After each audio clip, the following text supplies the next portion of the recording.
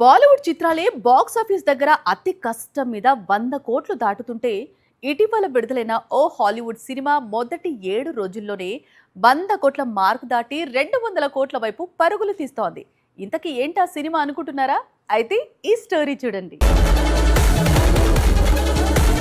Christopher Nolan దర్శకత్వంలో ఇటీవలే ప్రేక్షకుల ముందుకొచ్చిన ది ఒడిస్సీ ప్రస్తుతం వరల్డ్ వైడ్ గా బాక్స్ ఆఫీస్ ను షేక్ చేస్తున్న సంగతి తెలిసిందే. ఇండియాలోనూ నోలన్ మూవీ భారీగా వసూళ్లను కొల్లగొడుతోంది. సినిమా విడుదలైన తొలి వారంలోనే 100 కోట్ల మార్క్ దాటింది. అంతేకాదు ట్రేడ్ వర్గాల అంచనా ప్రకారం ఒడిస్సీకి ఇండియాలో మరో 100 కోట్లు ఖాయంగా కనిపిస్తున్నాయి. వరల్డ్ వైడ్ గా ఒడిస్సీ కలెక్షన్స్ 4000 కోట్ల వైపు పరుగులు తీస్తున్నాయి.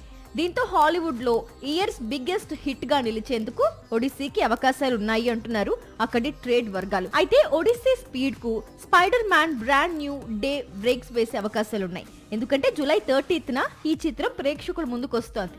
పైగా భారీ అంచనాలు ఉన్నాయి. ఒకవేళ స్పైడర్ మ్యాన్ అంచనాలు అందుకుంటే మాత్రం ఈ ప్రభావం ఖచ్చితంగా ఒడిస్సీపై పడనుంది.